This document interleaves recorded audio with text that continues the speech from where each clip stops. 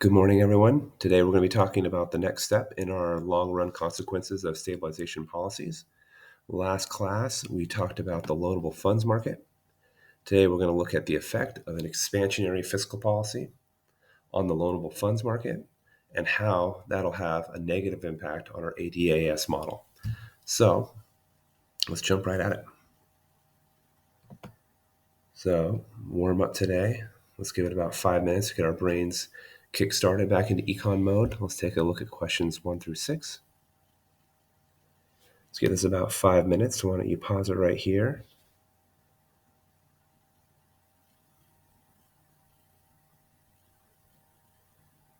Okay, so hopefully you guys have unpaused and made it through that section. So what relationship does a loanable funds market analyze?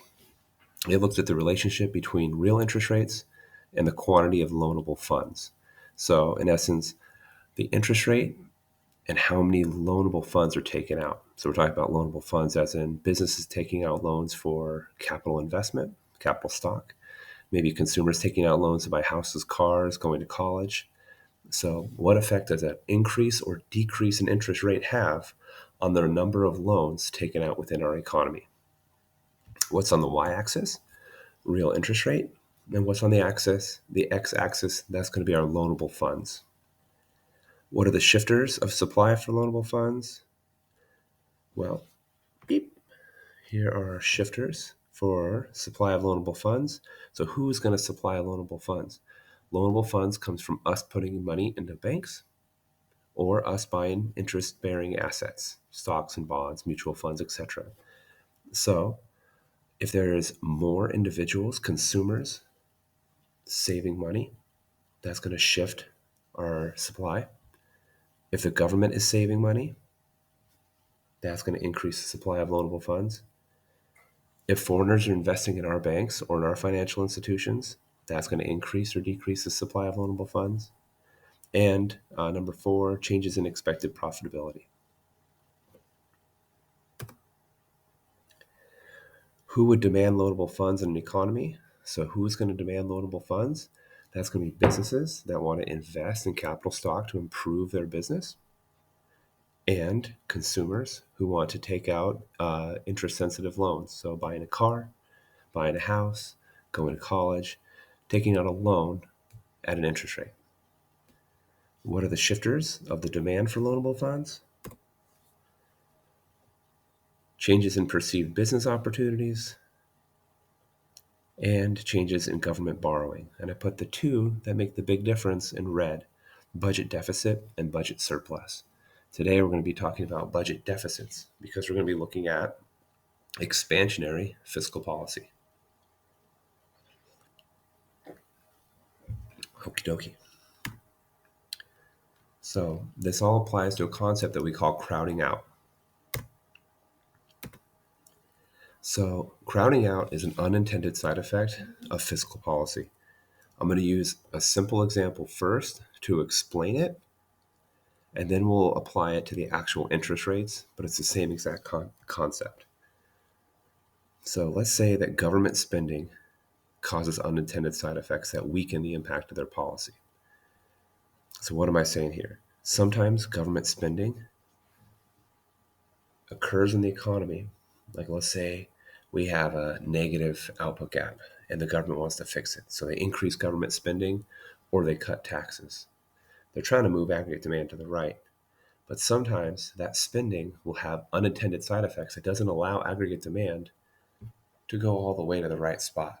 It might retract a little bit. Here's my silly example. Let's say we have a negative output gap again, just like I mentioned. And the government's like, all right, well, if we're going to increase government spending, let's do it on something good. Let's create new public libraries. So government spending is going to move aggregate demand to the right. But if there's new libraries, there's less demand for books. Now, consumers are going to spend less on books. So while the G component of aggregate demand moved us to the right to correct the gap, the C component fell because, hey, if there's a library right down the street from my house, why go buy a book? So G moved aggregate demand up, And the decrease in C brought it right back down. So equilibrium did not get restored all the way to the point that government was hoping for. So what would that look like? So the idea was, let's get myself back here. I'll get it on a brush.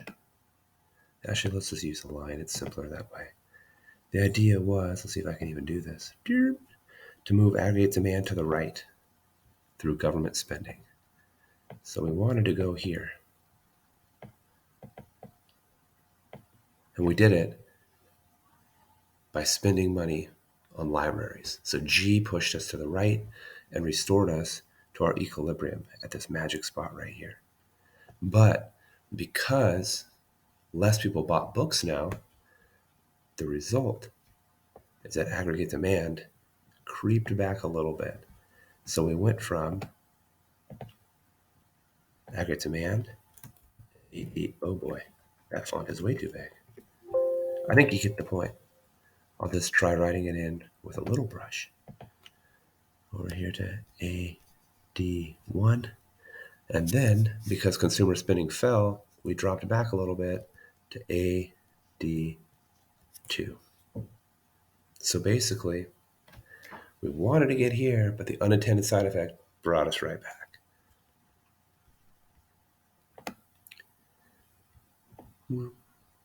Okay, so get back here. Beep, beep, beep, beep, beep, beep. Boop. So let's talk about it as it actually pertains to our course. When government spending occurs, an expansionary fiscal policy occurs, government or Congress is going to increase government spending and or cut taxes, both of which move aggregate demand, right? If you increase government spending, let's say we were bringing in $500 billion in taxes and we're spending $500 billion on government spending. Our budget is balanced, but we want to move aggregate demand. We want to move it to the right. So we'll keep taxes constant at 500, but let's increase spending to 700. Well, now we're doing a $200 billion deficit. That's a bummer. We'll have to borrow money from somewhere. And you're like, well, no, Mr. Owen, well, why not let's go back to 500 and 500. Instead of running a deficit, let's just cut taxes. We got 500 in tax revenue coming in, 500 in spending. Well, if we cut taxes, people will spend more. So let's cut taxes to 300 billion, encourage consumer spending. Our government spending is above tax revenue again. So again, a $200 billion deficit. So whichever approach Congress takes to expansionary fiscal policy, it's going to result in a deficit. And when a deficit occurs, the government has to borrow money somewhere. And where are they going to borrow money? They're going to borrow it from the private sector, just like everywhere else. Consumers, we borrow from the private sector. Businesses, they borrow from the private sector. Government borrows from the private sector. And foreigners can also borrow from the private sector. All four entities within our economy, consumers, businesses, governments, and exports, foreigners, they all borrow from the private sector. So if we remember back our shifters to the loanable funds market, one of our demand shifters is budget deficit. That's our big one. So let's say, for example, the government has to increase deficit spending. They're spending more than they're bringing in. They want to move aggregate demand. So if that happens, the demand for the loanable funds will go up. So what will happen to the demand for loanable funds, the real interest rate, and private domestic investment? Well, let's see. As of right now, I'm going to try and hide this little tab right here. No, I'm not. I'm not going to mess with that because let's put this right here for a second. Right now, this is the quantity of loanable funds that are being reserved by everybody, right? Consumers, businesses, government, and foreigners. Now, the demand for loanable funds increases. When the demand for loanable funds increases, that drives up real interest rate. Also, there's going to be an increase in the quantity of loans being made. But that's because of deficit spending. That's the $200 billion that they needed to borrow in my last example. This increased quantity right here is a result of government deficit. So demand increases, real interest rate increases. But what happens to private investment? Well, right here is where consumers, businesses, and foreigners, that's where they were at. At this interest rate right here, this was the quantity of loans that consumers and businesses and foreigners wanted to borrow in our loanable funds market. But when interest rates go up, that'd be the same as having this location right here, in which case there'd be less interest in taking out loans. So private investment is going to fall. Consumers and businesses are like, ooh, wait a minute. Interest rates went up because the government just started crowding out loanable funds. Government came in and dragged up the interest rate. And the consumers that wanted to go to college, wanted to take out a loan for a home, wanted to take out a loan for a car, going, yee, interest rate was dragged up by deficit spending. Bro, that's lame for me. Now I'm not going to take out that loan. And businesses are thinking the same exact thing. Uh-oh, interest rates are too high. Well, maybe I'm not going to take out a loan to invest in my capital stock of my business. So demand increased because of the deficit. They had to borrow money to do that expansionary fiscal policy, which drove up our real interest rate. And as a result of the increase in real interest rate up to this location right here, it decreased the amount of private investment. So we take this little chunk right here and we'll subtract it from what's happening over here. Hide this little thing again so it's out of the way. So assume the government increases deficit spending. What will happen? Same thing. I just changed this little guy right here. The total number of loans increased to quantity 2, but that's because of public borrowing, aka government borrowing. But private investment is going to decrease. So how does that play out in an ADAS model? Well, let's take a look. I might revert over to this. Let me go here and exit full screen and then file. Open ADAS template. Come on now. Oh boy, did I save that like that? Let's see if I can Command Z this stuff away. Perfect. All right. So, oh, I did have a PowerPoint. It was in my PowerPoint. All right, here we go. All right, so the economy is in a negative output gap. We're sitting right here. So Congress says, well, let's increase government spending or let's cut taxes. We have to move aggregate demand up to this location. So that expansionary fiscal policy brought us here. But to finance that expansionary fiscal policy, Congress had to borrow money. So deficit spending increases the demand for loanable funds.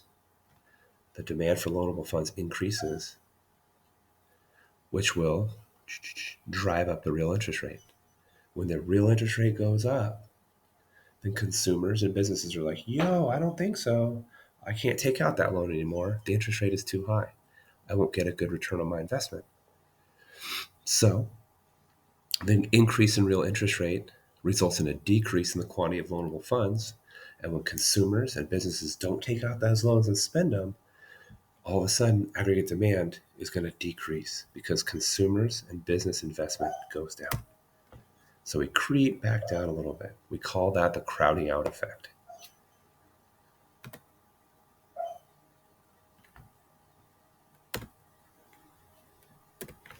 Okay, so back to our initial slide. What is the long run impact of higher real interest rates? Well, let's take consumers out of the equation. We're just going to focus now on business investment. When businesses invest in capital stock, what are they doing? They're becoming more productive, right? I own a business. I want to be more productive. So I'm going to buy more tractors, more delivery trucks, more assembly line belts, more toasters for my bagel industry, more things to help me make my products to be more productive. Well, if higher interest rates occur, if crowding out happens, my dog's having a nightmare on the floor right now. I'm sorry, I'm distracted, but she's like crying, like doing her little nightmare cry. It's really, really cute. So If the demand goes up for loanable funds and it drives up real interest rate, and we just look at the business component of the whole thing, we're going to say, well, wait a minute. If interest rates going up curbs business investment in capital stock, that's going to have a long run impact on our economy. If businesses don't invest, then we're not going to experience as much economic growth over time. So there's less economic growth because investment in capital stock decreases. Let's see. Maybe I can draw that one out for you. For Schneikes. Let's go to File, New. And let's zoom this in just a smidge. And I'm going to go back and just paintbrush it. Sorry, guys. I didn't think I was going to not be at school. So I didn't anticipate this. AS. AD. Long run aggregate supply. All right. So we talked about that one spider sense, the one component of aggregate demand that changes everything, right? So aggregate demand can be changed by consumer spending, investment spending, government spending, and net exports. But if aggregate demand shifts as a result of I, we know that we're going to have more long run growth, right? Let's go with color. Let's take it to blue. Blue. Let's say that aggregate demand increases to AD1 as a result of businesses investing in capital stock. When they want to know what's going to happen in the long run, we go, oh, wait a minute, this is investment in capital stock. This is going to move aggregate supply. If there's an increase in capital stock, that means businesses are more productive. If you're more productive or you have more resources, which a capital stock is, AS will shift to the right. And our new intersection of AS1 and AD1 creates our new long-run aggregate supply. We experience economic growth. But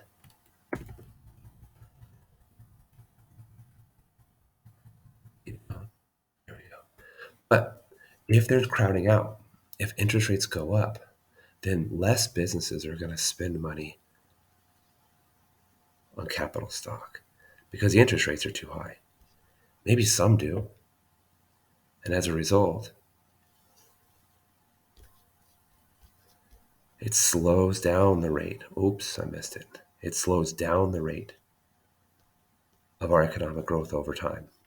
We should be getting 10,000 new capital stock items, but because of an increased interest rate, maybe there's only going to be 2,000 capital stock items that are being added to business. So aggregate supply one doesn't shift as far. Long run aggregate supply doesn't shift as far. It hinders our economic growth.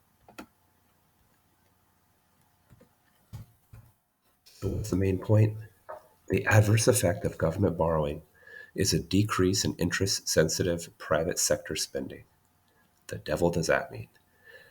The adverse effect of government borrowing, interest rates go up, there's going to be a decrease in loans taken out in the private sector, particularly in business.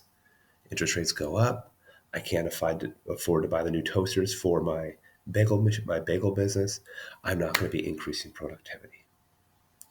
So this decreases the rate of economic growth. All right, cool. So that's the content. Let's pause it right now and take a mental break, and then we'll hit some of these multiple choice questions. Pause.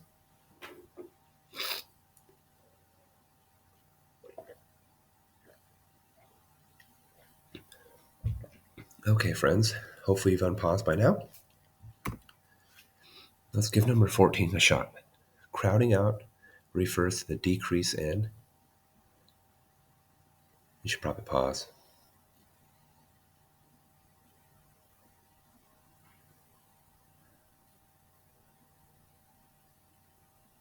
All right. I got an A, a B, a C, a D, and an E. 3, 2, 1. We got C. Private investment due to increased borrowing by the government. We ran a deficit. Government had to borrow money. When they borrowed money, they dragged up the demand for loanable funds. That brought up interest rates. Consumers and businesses decided, I can't afford to borrow right now, so they decreased their investment. An increase in government budget deficit is most likely to result in an increase in which of the following?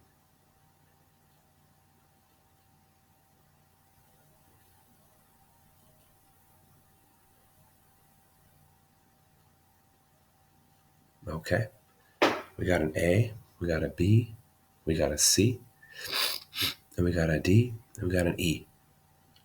Budget deficit, where does the government go to borrow money?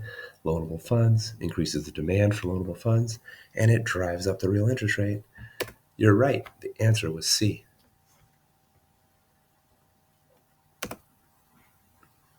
Okay, last one. Suppose that the national government increased deficit spending on goods and services, increasing its demand for loanable funds. In the long run, this policy would most likely result in which of the following?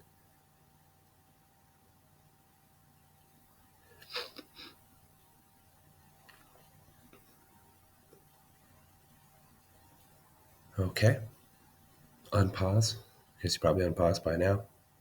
We got an A, we got a B, we got a C, we got a D, we got an E. That's right. At this point, if you're taking a test, this would bother you because they've all been C. So they had to borrow money, demand for loanable funds goes to the right, interest rates go up. Interest rates go up and it crowds out consumers and businesses from loaning money, borrowing money. So investment would decrease.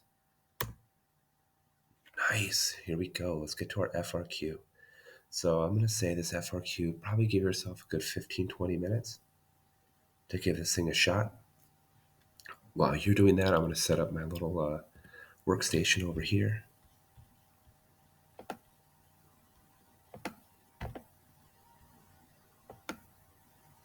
Oh, I don't want to save that. It's ugly.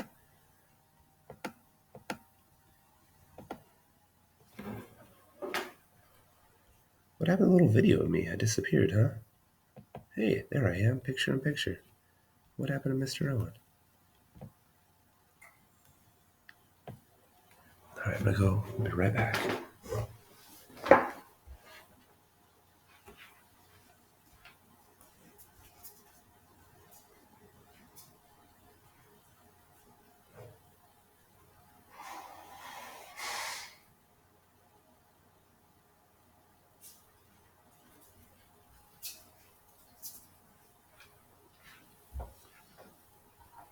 Okay, I'm going to start doing this thing right now. So if you're still working on it, you might want to pause it. Whew. Okay, let's zoom this puppy in. Zoom in. Let's shrink this unless I have a little bit more workspace. Overweight, better idea. Let's move that over there. That's not going to help me out any. Whatever. That might work. Okay. All right, this is a good one. This is from 2010. Assume the United States economy is in long-run equilibrium. Okay. So my brain, where am I setting up? That means if I'm in long-run equilibrium, my short-run equilibrium, QE, is at QY. Okay, cool. So AD, AS, right down the middle. Draw a correctly labeled graph of aggregate demand, aggregate supply, and show each of the following. The long-run aggregate supply curve and the current equilibrium prices labeled as YE and PLE respectively. All right, so they're changing up the format on us a little bit, or the labeling, but that's okay. We can roll with that. So brush, I'm going to go with that size brush should be fine. So question number 1.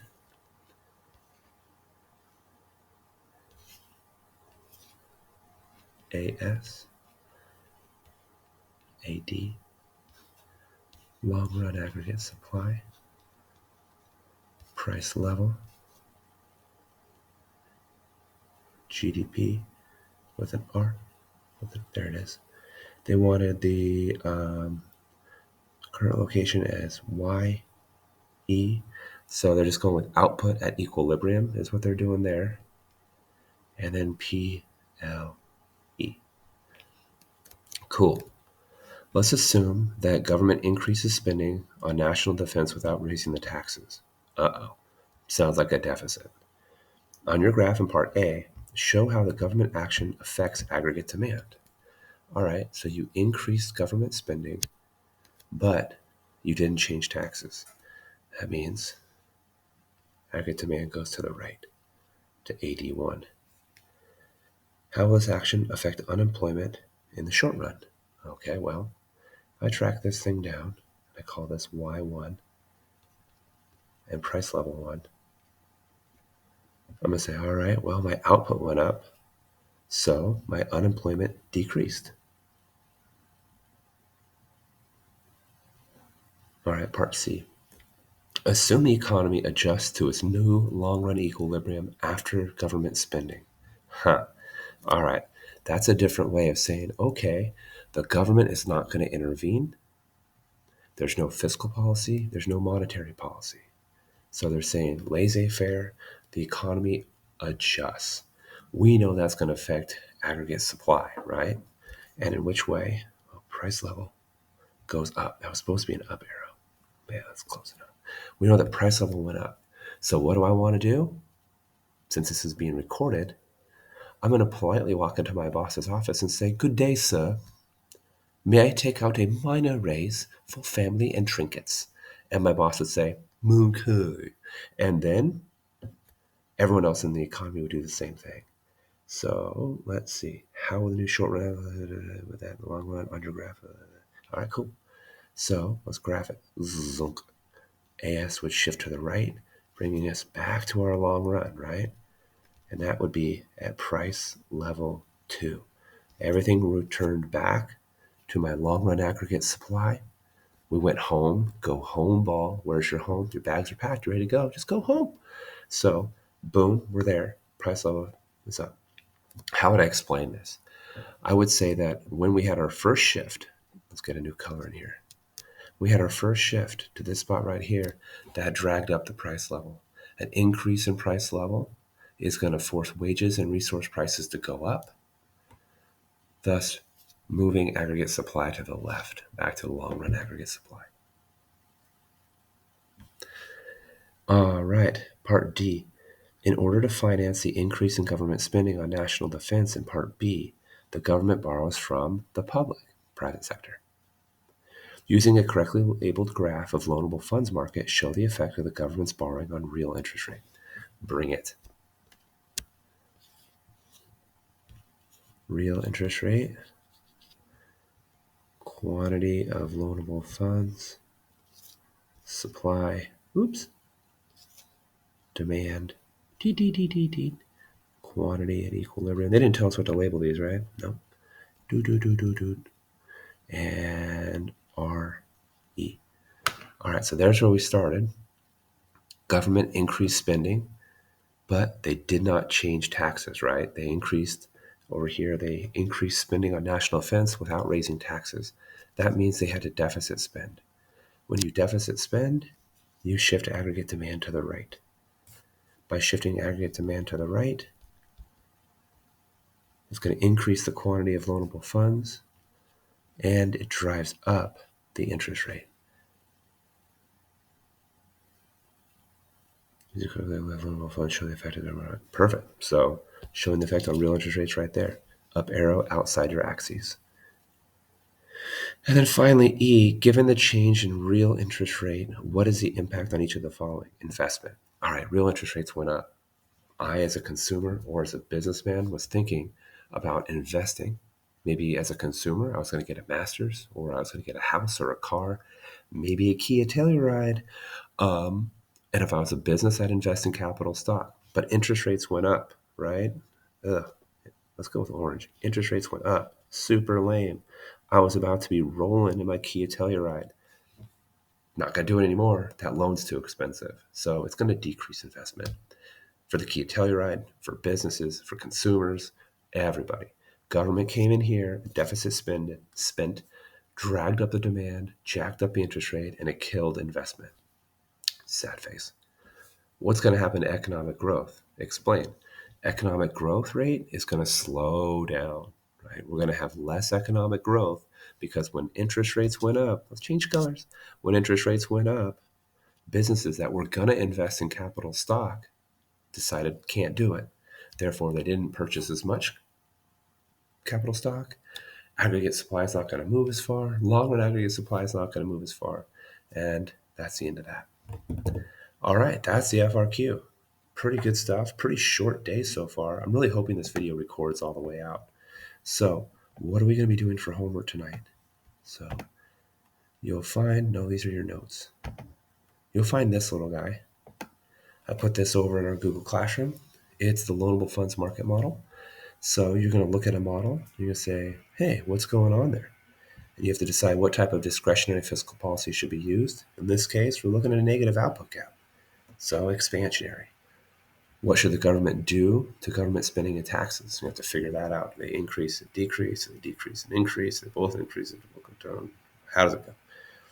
As a result, the fiscal policy, would budget be balanced in a surplus or a deficit. So in this case, if we did an expansionary fiscal policy, increase government spending or cut taxes, that's a deficit. So they're going to have to borrow money somewhere. How does the government get the additional funds for this policy? Well, now let's take a look at the notes. My guess is something to do with the loanable funds market. So work your way through this one. This one's just in the opposite. Then I got some word problems where you get to label stuff out. Then I threw ones in there with numbers. That way we can kind of indicate the gap stuff just in case we get hit with a multiplier at some point in there. We're still comfortable with using our numbers. But that's it, my friends. I'm sorry I couldn't be there with you today. I will see you soon. Peace.